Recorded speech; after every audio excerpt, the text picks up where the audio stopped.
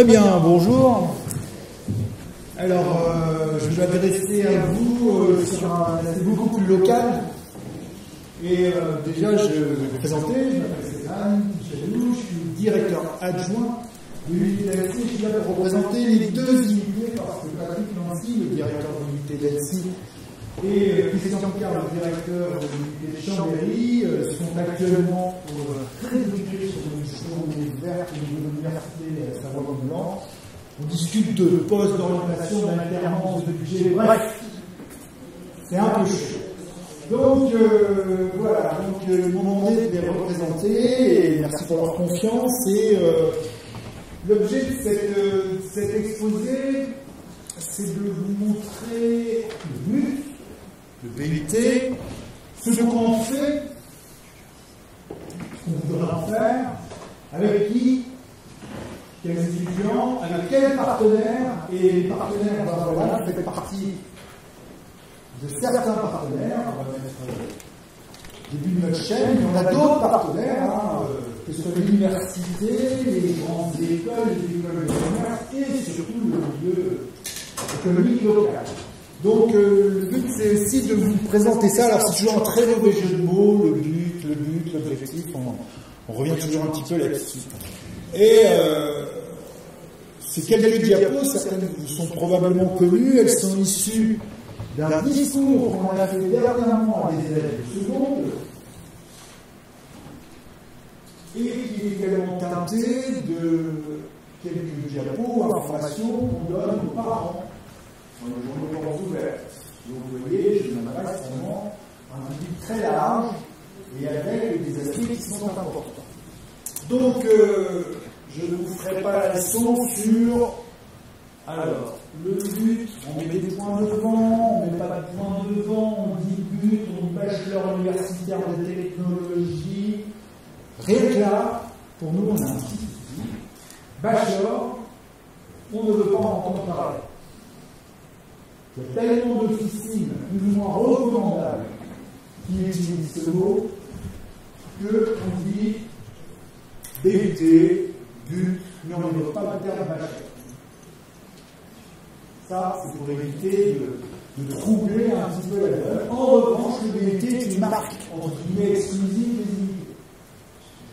Ça, c'est un point qu'il faut bien comprendre. Alors, souvent, le discours qu'on donne localement, moi, Patrick ou Christian, on s'adresse aux parents, on commence par la première chose, nous sommes dans l'enseignement public. C'est vraiment le discours de base.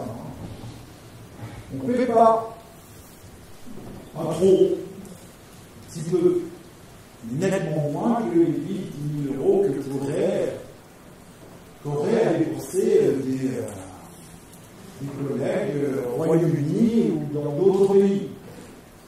Ça c'est important, parce que on parlait de Parcoursup, il y a certains chiffres de Parcoursup qui descendent parce qu'il y a d'autres organisations de lycéens qui vont vers des établissements concurrents. Alors on ne dit pas tous que la concurrence, tous les départements et les spécialités ne l'avaient pas de la même manière, parce qu'il y a on a un foncier fabuleux. On possède du matériel, des mètres carrés, il est très difficile de concurrencer. Donc on a quand même un peu l'avantage dans les domaines immobiliers. Par contre, sur les formations tertiaires, la concurrence est très. Donc, on est passé en 3 ans, depuis septembre dernier, les équipes se sont fortement mobilisées avec un pas de charge assez étonnant pour mettre en place ce BUT. Alors il y a des termes qui sont un peu particuliers et sur lesquels je vais encore revenir.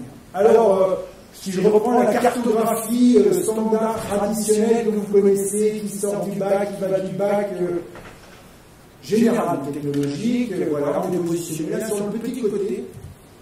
Alors, juste pour l'histoire locale, l'UT d'Annecy fait partie des premiers établissements universitaires qui ont été développés en 1973-1974.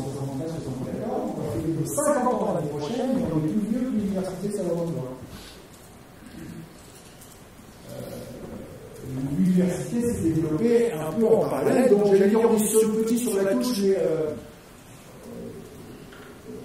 on compte un petit peu en nombre d'étudiants, en nombre d'enseignants, en budget, au niveau de l'université Savoie, mais quand même on se positionne sur une cartographie qui est vraiment, voilà, qui est ici. Et on a eu des pourcentages qui étaient associés. La reprise traditionnelle du BUT qui a été proposée par le ministère de l'Enseignement supérieur et puis l'association des directeurs du BUT, etc., était de repositionner donc le BUT sur 3 ans, avec, et ça c'est important, une finalité principale, 50% d'insertion professionnelle, 50% de possible poursuite d'études. C'est important, hein. On parle beaucoup du 50% ici, là, mais ce 50% ici a également son poids. Je m'explique. Nous avons des filières, des spécialités dans lesquelles 80%, 80% des élèves vont continuer. Au-delà d'autres filières qui vont avoir une intégration beaucoup plus rapide. Et je peux vous dire que les sirènes qui attirent les étudiants vers des études longues sont nombreuses. Privées comme publiques. Ils ne sont pas forcément les plus intéressants pour nos étudiants. Mais ils ont le choix. Alors, au passage, la question que se pose les chefs d'établissement, les chefs de département, c'est bon, il faut de l'insertion professionnelle, pas de problème, mais c'est comme si vous demandiez à un moniteur d'auto-école qui est vos élèves qui ont le permis, ils n'auront pas le droit de tomber en DM.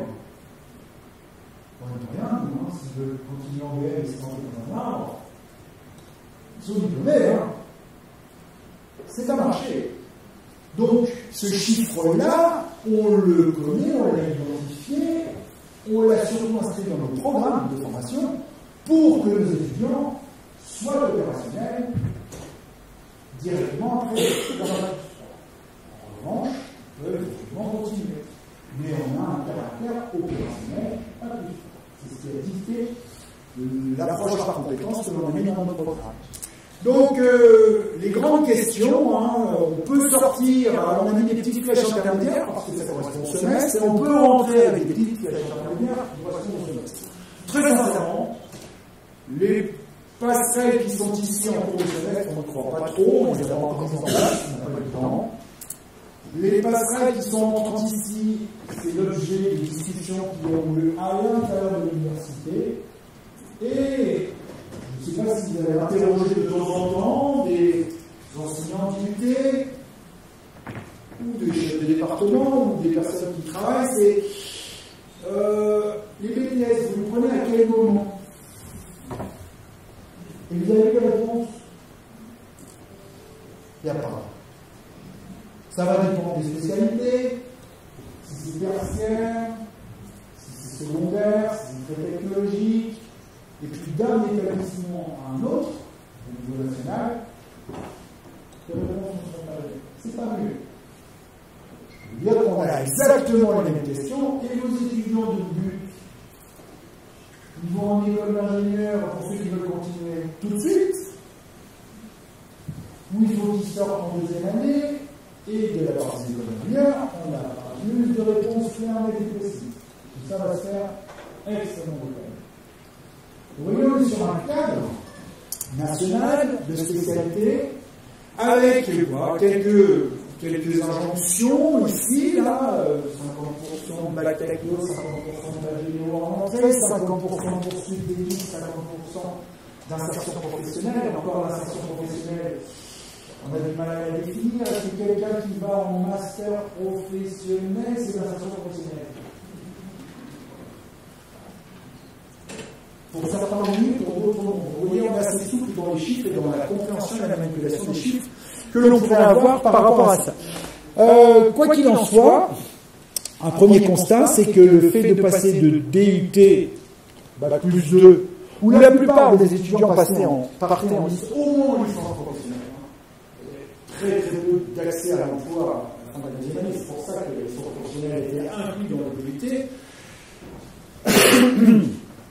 fait que cette proposition en 3 ans, on a toujours autant de demandes, ça n'a pas chuté, d'accord, et la perception que nous avons localement ici sur le recrutement est la bonne.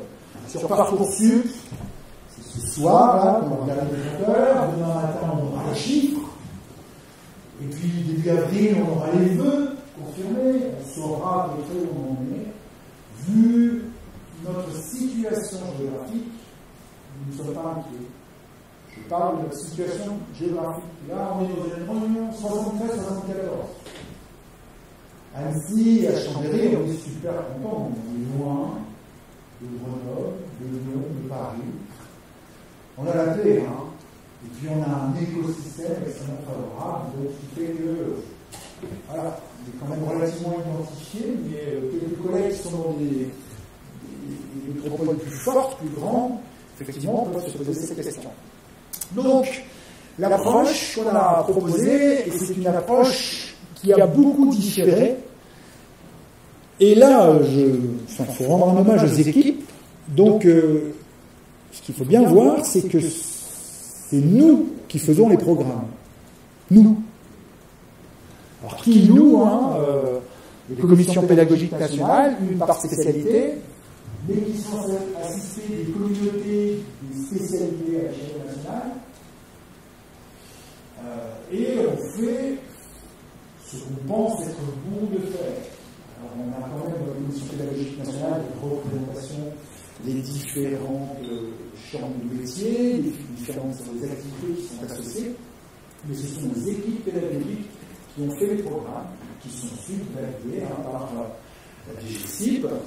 Et par contre, il y a un canevas national qui a été proposé, et ce canevas national, 3 années, un nombre de salaires minimum, un nombre d'heures d'enseignement minimum, une répartition de la formation imposée à l'échelle nationale, avec une approche par compétence, des notions de ressources, de SAE, j'y reviendrai, donc qui ont été basées donc, sur une approche par compétence. Alors aujourd'hui, tout l'enseignement supérieur est politique et impacté par l'approche par compétence. Au niveau des unités, ça a été vraiment complètement restructuré sur une approche par compétence. Alors les systèmes sont toujours ce qu'ils sont, ils ont toujours un effet mémoire. Beaucoup d'entre nous aurions aimé faire développer des compétences aux étudiants en validant à la fin. Mais ça finit par se transformer en notes avec des coefficients parce que vous comprenez, il faut quand même quelque chose à faire pour pouvoir faire des jeux. Donc on est encore sur un système un peu féodal de notation. Je ne critique pas, moi j'utilise beaucoup, et les étudiants sont moins dans ça. J'ai quelle note? Tu as développé ta compétence. J'ai quelle note? Il y a une attente forte par rapport à ça. Donc, aujourd'hui, il faut bien comprendre, 24 spécialités en France. Nous, au niveau des 2 unités, Chambéry et Annecy, on en couvre 14. 9 du côté d'Annecy, 5 du côté de Chambéry. Je regarde, j'ai mis longtemps. 5 du côté de Chambéry. Donc, ça fait 14 spécialités sur les 24 qui sont disponibles en France. Et on l'a fait avec une intelligence collective, gravée par l'Université Savoie-Mont-Blanc, pour répartir sur le territoire les différentes spécialités et les associer éventuellement à des besoins locaux. Donc 24 spécialités, on en a 14, et chaque spécialité va proposer des parcours. Là, je fais un peu de définition de termes. Derrière une spécialité, il y a des parcours. Donc, c'est-à-dire une orientation dans la spécialité. Et tous les départements de France n'ont pas forcément choisi tous les parcours possibles. Il y a en tout 84 parcours possibles sur toutes les spécialités. D'accord? Autant vous dire que nous, côté Annecy et Chambéry, on n'a pas mis ce panel-là. Et là où la donne est encore un peu plus complexe à comprendre, et par rapport à vos élèves, quelque chose qu'il va falloir bien assimilé pour leur expliquer correctement. Mon conseil, notre conseil, parlez-leur d'abord des spécialités. Pas des parcours. Les parcours peuvent être vus en fonction de la typologie des programmes, vont être vus soit comme des colorations sur la spécialité, soit comme des leviers, des compétences qui vont être développées un peu plus fortement dans une compétence plutôt que dans une autre. Donc, cette notion de parcours est délicate. Le problème, c'est que Parcoursup demande des choix de parcours, on propose des choix de parcours, qui, la plupart du temps, on le verra, sont plutôt proposés en deuxième, voire en troisième. Et quelques-uns, quelques rares sont proposés en première année. Donc, cette approche par compétence va être toujours faite avec deux notions fortes, des ressources, des enseignements académiques classiques. Donc, on parle plus de modules, des choses comme ça, c'est des ressources. Alors, des ressources qui vont être très transversales. Communication, maths, l'anglais, la gestion de projet, par exemple. Et puis ensuite, il va y avoir des ressources spécifiques à la spécialité, donc plutôt métier, mais on est dans la ressource, vraiment dans quelque chose de très académique, du cours, du TD, du TP. Je vous avoue que le cours, qui est dans un format tel que maintenant, le prof en bas qui parle à des gens qui sont dans leur ordinateur, c'est en train de se perdre. On a perdu nos étudiants en cours.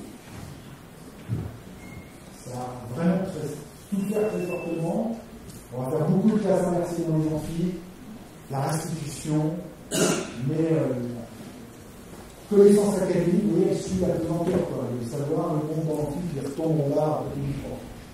Et nos étudiants, vous n'avez plus du tout. Donc c'est très compliqué de faire le cours, il faut que ce soit un show, il faut que ce soit du spectacle, il faut qu'il n'y ait pas souvent.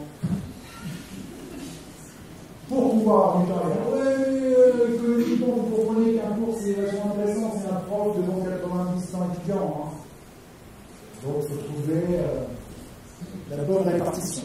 Et bien entendu, on a les TP par groupe de 28, 30 étudiants, les TP par groupe de 14, 15 étudiants pour un prof. Ça, c'est le classique. Ça va correspondre à 60% de l'évaluation d'un étudiant. 60%, pas plus.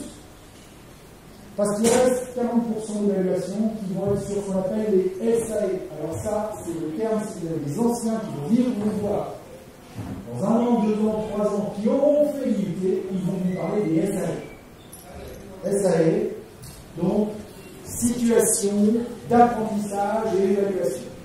Ce sont des, c'est pas des TP, ça va être des mises en situation professionnelle. Donc un problème va être posé mal, pas volontairement mal, parce qu'il sera issu d'une problématique qui est là. Ça, j'en ai d'accord. On a toujours formé des étudiants à résoudre des problèmes bien posés, compliqués, tout seuls, alors qu'en entreprise, ils vont avoir des problèmes mal posés à traiter en groupe et pas si compliqués que ça à la fin. Donc les SAE, ça va être un petit peu cette occasion-là. Un sujet va arriver d'un client anglais qui va s'exprimer en anglais sur une thématique dans laquelle il y aura un livrable à faire, peut-être en anglais, et puis l'association de toutes les ressources va permettre d'agréger sur un groupe de travail des cas d'entreprise. Sur le papier, c'est fabuleux. Quand vous avez 80 étudiants qui sont occupés par 6, vous trouvez les sujets.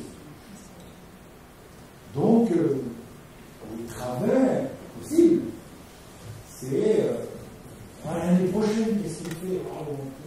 Non, je vais pas petit truc, ça redevient avec le petit PP ronronnant. Donc, on va être extrêmement vigilant par rapport à ça.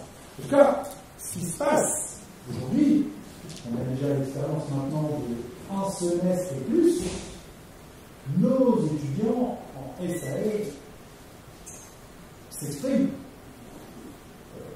trouvent du sens.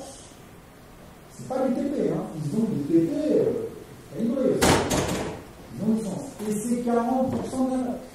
Donc ça met en jeu des éléments.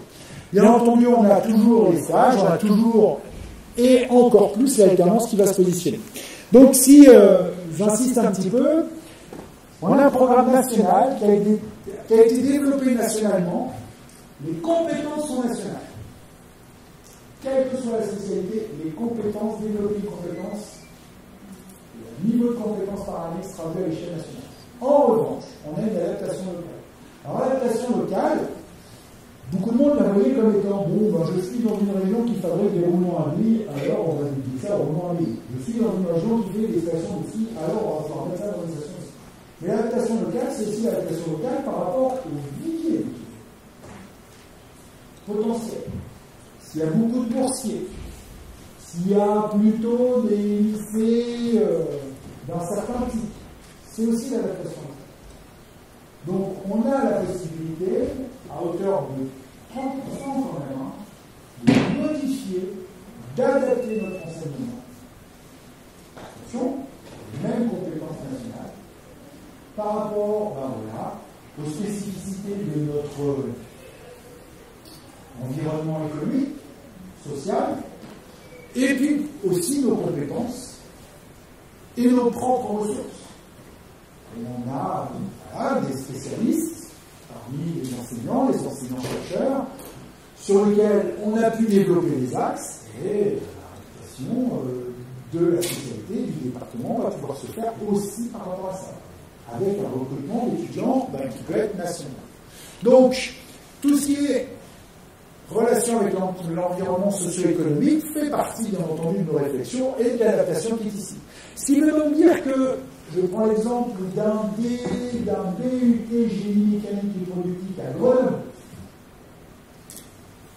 ou à Annecy, n'auront peut-être pas proposé déjà le même parcours, et dans leur adaptation locale, ne proposeront peut-être pas la même chose.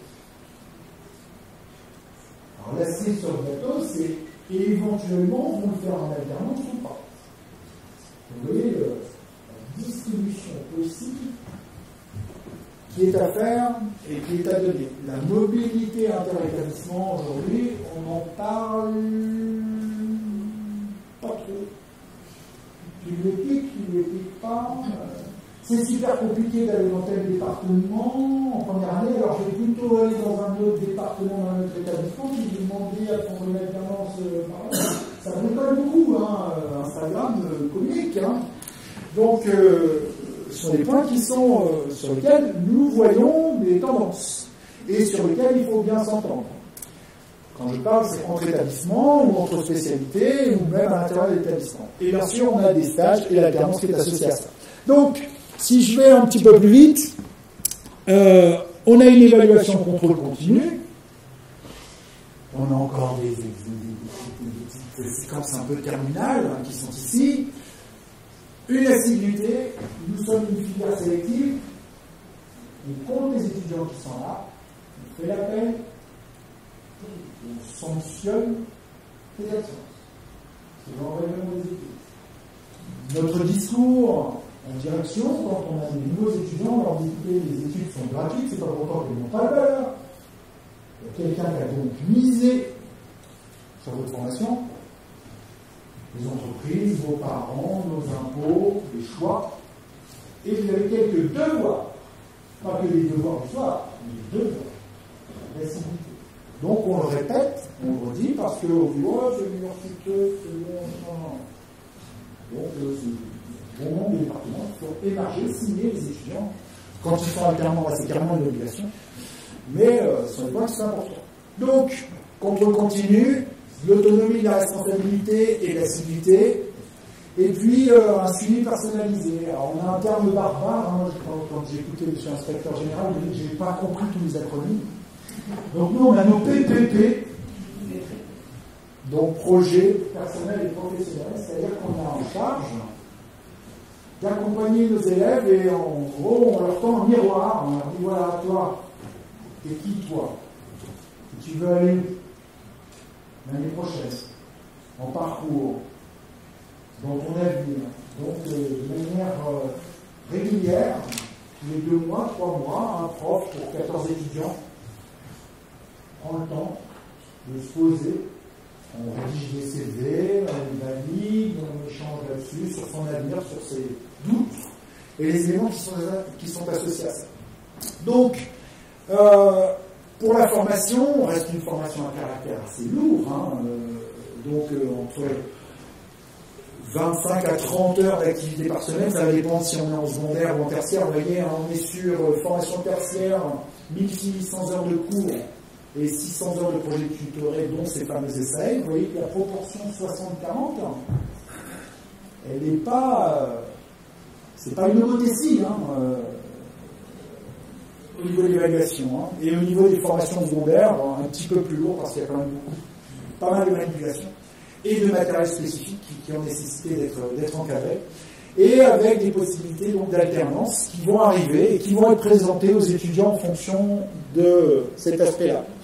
Alors qu'il y a alternance, souvent il y a une réputation qui était de dire l'alternance c'est pour les étudiants boursiers, ça peut les aider. Nous on a chassé ces discours-là. L'alternance, c'est un diplôme, c'est un métier, c'est un salaire, et à la fin on a une vérité, non pas maintenant, l'avenir est le même. Donc on va avoir des étudiants en formation initiale, classique, qui font leur stage, leur cours, et on aura des étudiants alternants. Alors là, ça va dépendre. On a 2 spécialités qui prennent de l'alternance en 3 ans, sauf qu'il faut savoir que l'alternance, si vous signez avec une entreprise, c'est jusqu'au... On signe l'alternance jusqu'au diplôme. Il n'y a pas beaucoup d'entreprises, on s'en rend compte, qui sont prêtes à signer pour 3 ans avec des lycéens. Le parcours est long, 3 ans. Il faut avoir confiance. Donc il y a eu quelques petites adaptations en région parisienne où on a dit ok, on fait comme si on faisait 3 ans, mais on cassera à 2 ans et puis on fera.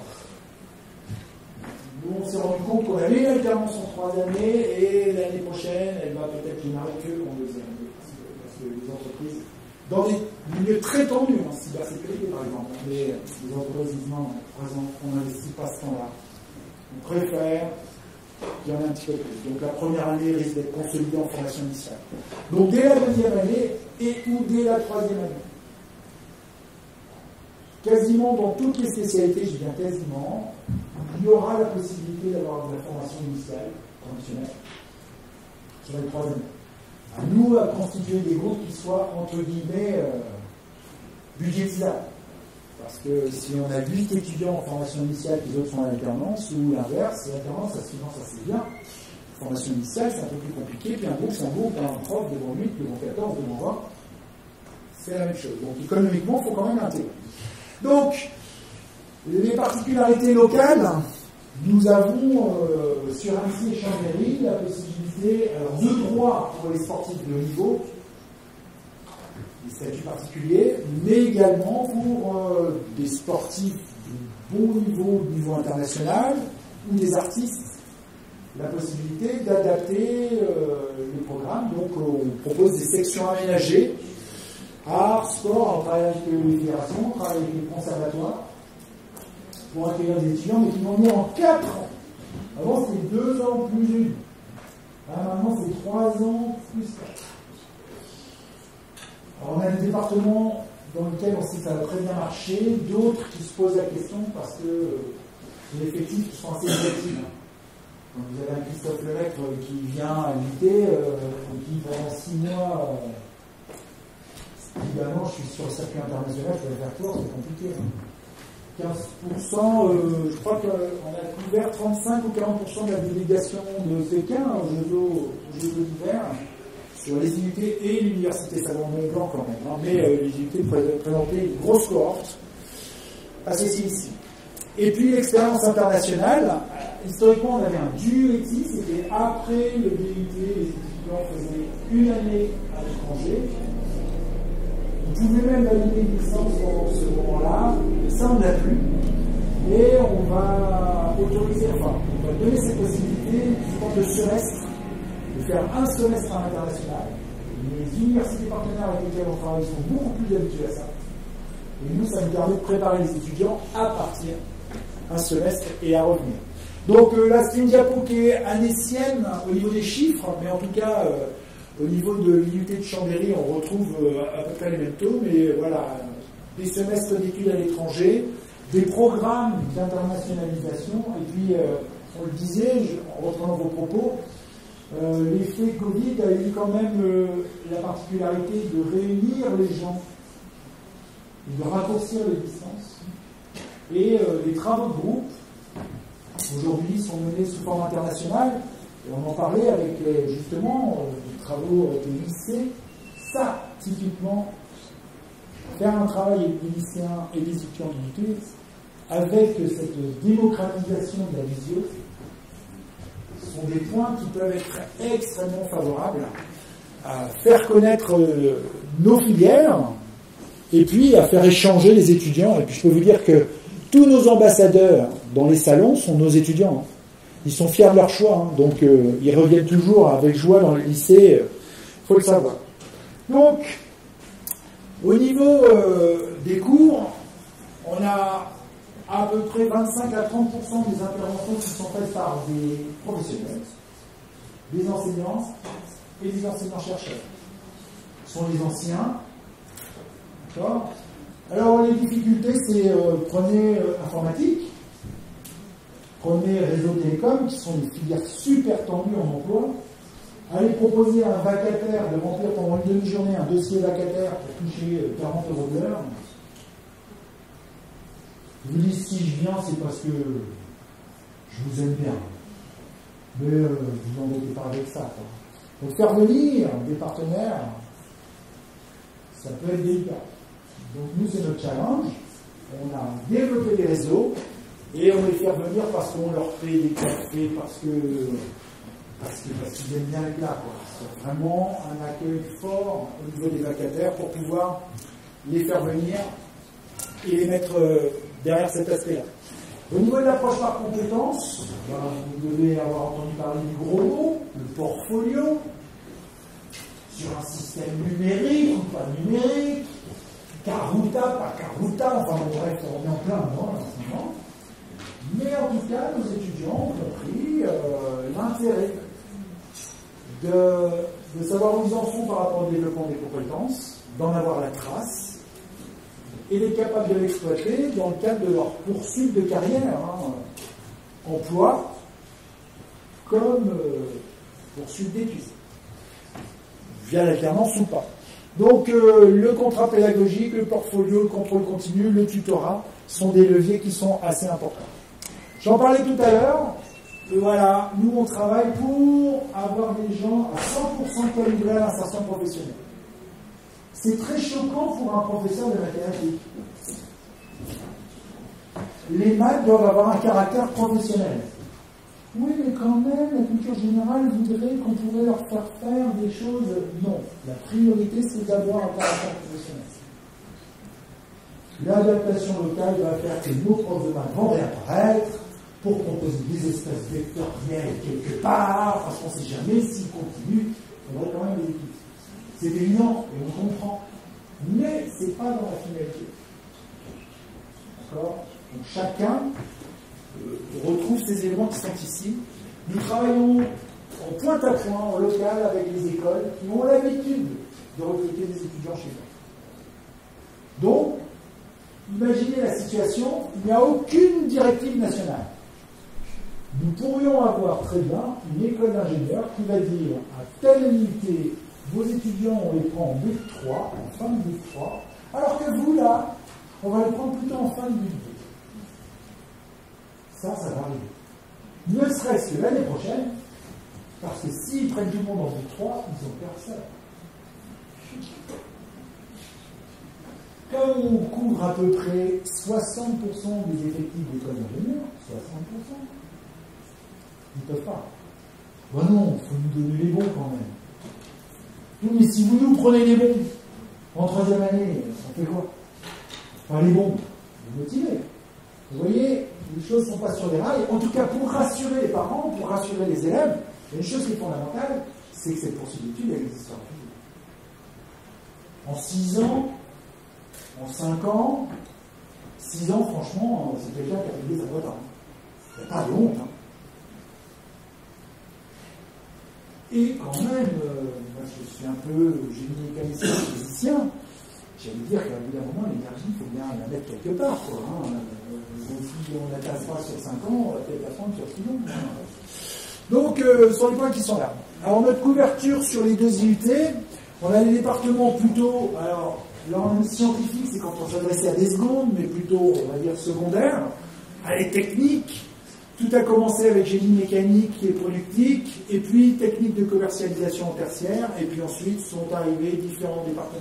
Donc, vous voyez la couverture qu'on a sur les 2 établissements est faite vraiment pour rendre service à notre écosystème. Le dernier département qu'on ait créé, c'est le département carrière sociale, donc coordination et gestion des établissements et des services sanitaires et sociaux. Pourquoi? Eh bien parce que on s'est rendu compte qu'autour du lac du Bourget, qu'autour du lac d'Annecy, il y avait des EHPAD. Attendez, en 1973, on a mis génie mécanique et productique parce qu'il y avait une entreprise qui faisait des roulements en ligne. Donc, on écoute le milieu, quoi. Il y a un appel d'air phénoménal. Donc, c'est pas de l'opportunisme, mais c'est on couvre un territoire.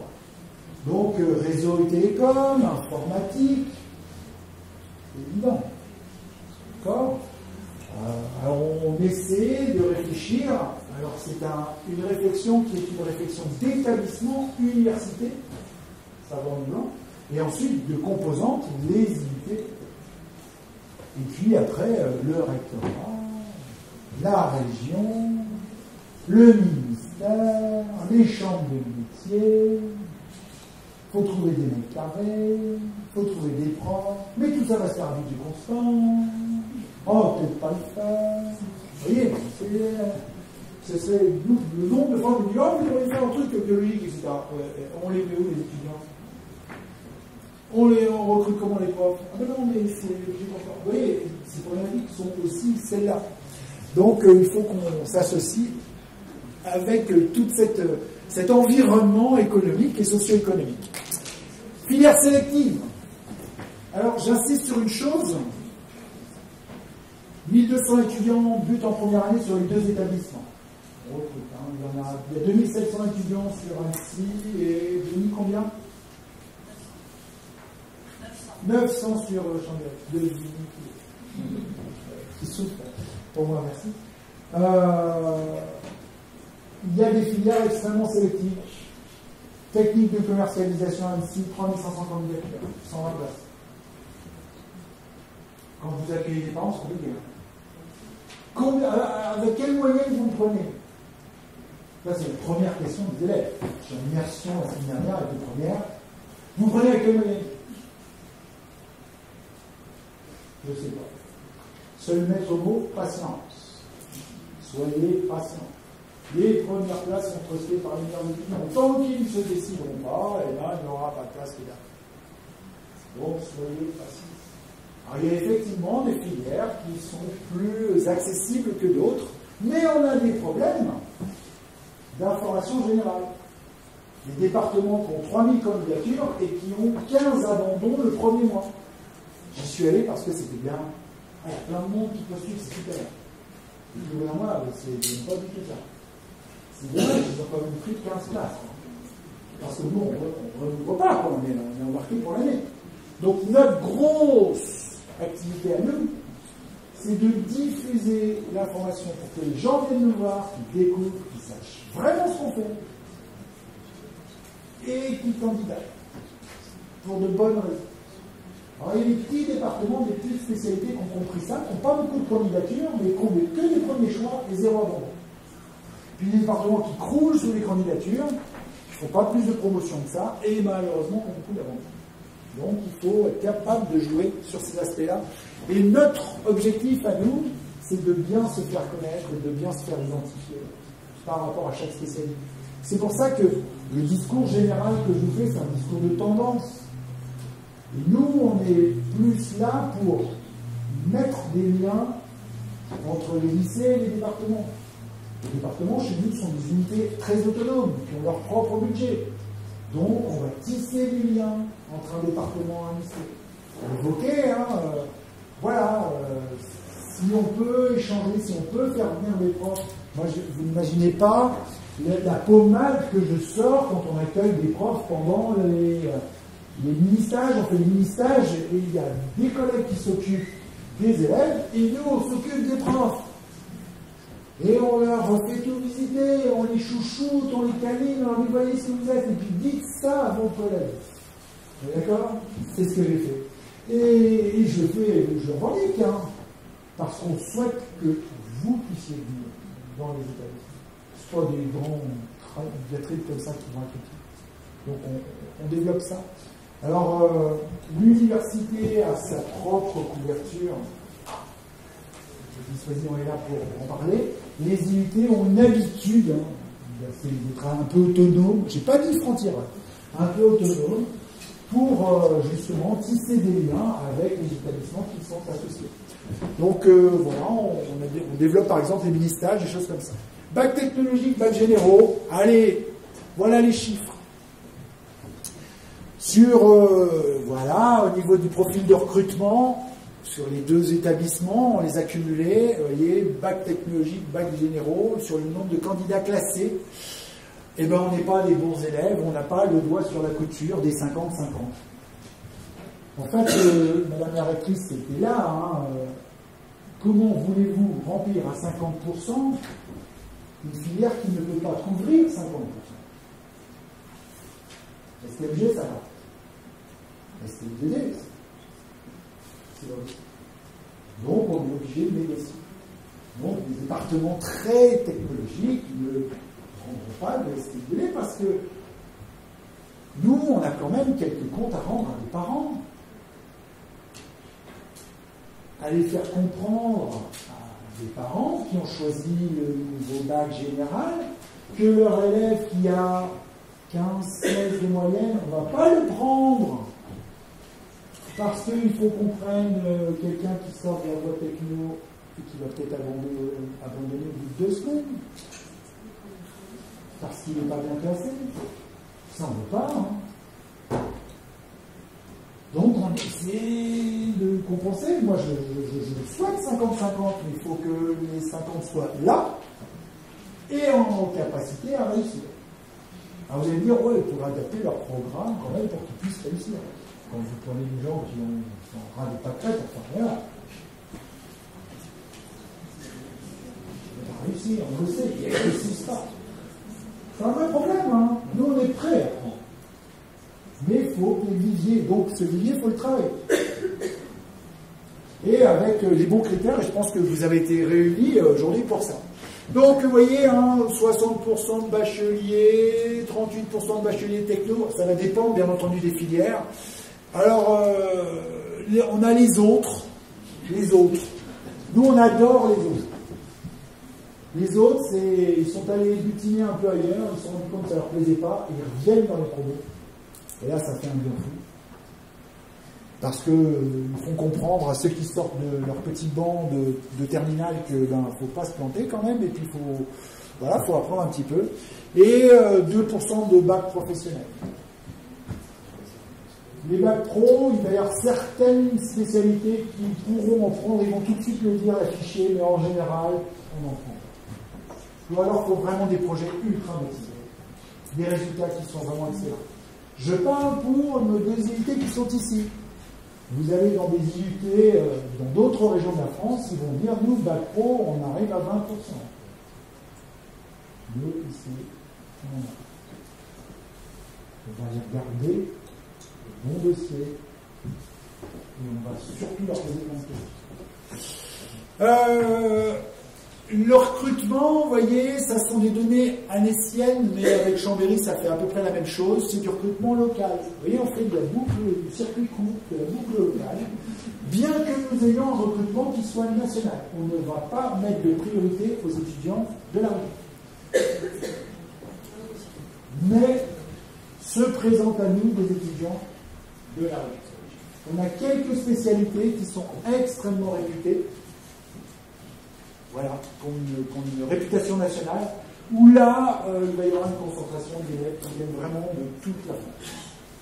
Mais on ne regardera pas ça. Il y a beaucoup de gens qui pensent « Ah ben, je suis d'Annecy, là, je vais passer en priorité. » Non, ça n'a pas de lien. Mais quand même, la nature fait plutôt bien les choses par rapport à ces aspects-là. Et on a un accueil d'étudiants étrangers, pareil, dans quelques spécialités, mais c'est quand même assez faible. Y compris pour les boursiers, on a un taux de boursiers, j'ai pas le nombre ici, le chiffre, hein, mais qui est inférieur au taux de boursiers à l'échelle nationale. Donc on est dans une région riche, dynamique, sur laquelle l'effet boursier n'est pas extrêmement fort et pas forcément marqué voie technologique ou pas. Sur cet aspect-là, on a plutôt cette spécificité qui est ici. On a fait 2 diapos un peu STI 2D. STMG, je pense que le problème, on le rencontre peut-être moins que l'échelle nationale. Mais voilà, STI 2D, on veut bien en prendre si on a. Déjà, et si on est en état de continuer. Parce qu'on est quand même un peu serré. Donc voilà, 50%, un tiers des places qui sont offertes. Donc pourtant, ils sont bien affûtés pour nous. Ils savent travailler en groupe. Ils savent utiliser des outils technologiques. Ils ont déjà des finalités professionnelles dans les objectifs ou support. Donc ce sont des gens voilà, qui nous intéressent. Alors l'appétence technologique, je faisais quand même une petite réflexion à Madame la rectrice, quand je vois une photo comme ça, vous voyez qu'on a beau faire des discours sur le genre, vous voyez, il s'insinue partout, quoi. Hein. On ne fait même plus attention à ça, quoi. Moi, j'ai travaillé sur une perceuse comme ça, hein, j'ai 59 ans. Et j'avais un bleu, mais j'avais les cheveux plus longs. Oui, il faut qu'on en sorte. Il faut en sortir vraiment. Hein. Donc, informatique, par exemple, département en tension chez nous, il y a un nombre d'emplois phénoménal. On a 2 fois plus d'emplois que des étudiants. 110 étudiants, il doit y avoir 4 filles.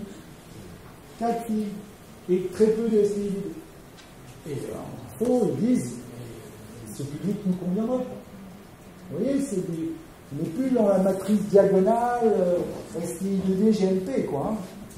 Ça peut être autre chose.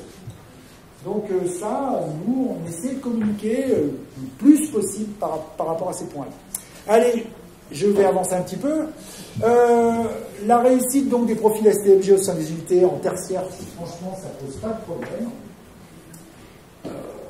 Si je pose la question, là, hier, en partant du travail, j'ai dit, oh, demain, je vais présenter les unités, tout ça, à des profs de lycée, de collège et tout. Et je vous le fais rapidement à côté de la machine à café. Bon, écoute, s'ils sont motivés, ils savent parler français, ils savent faire une émission, on est bon. J'exagère.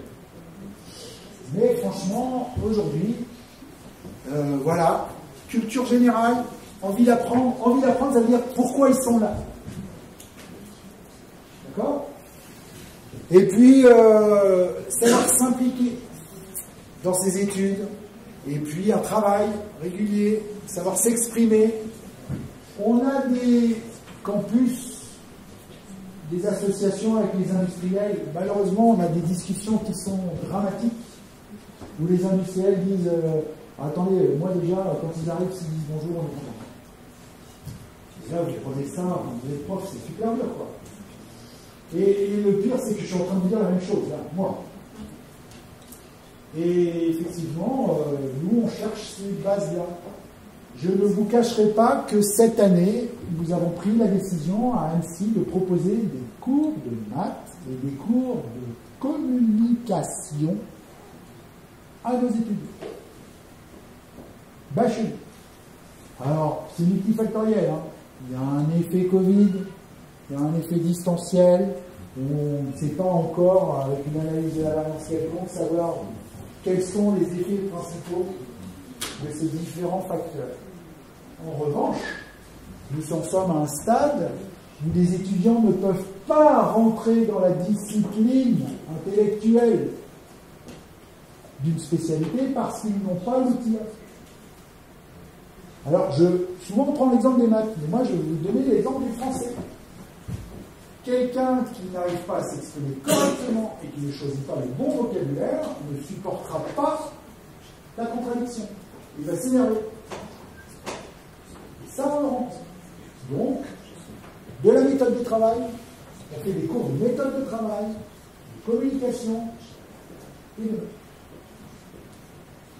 Parce que on a des soucis pour aller plus loin dans les spécialités. C'est pas pour tous, hein. On le propose et on mutualise ça, quelles que soient les spécialités. Donc, je tenais à vous le dire, c'est pas du tout une remise en cause, hein, mais on est obligé de faire ça. Et c'est pas des bacs techno hein, qui vont systématiquement dedans, c'est tout type de bac. Hein. Donc, ça sont des points sur lesquels nous sommes vraiment à cheval. Donc, voilà, je vais rester là-dessus. J'ai été un peu long, désolé, il va falloir manger. Si vous avez éventuellement des questions à poser, n'hésitez pas, on aura quelques questions.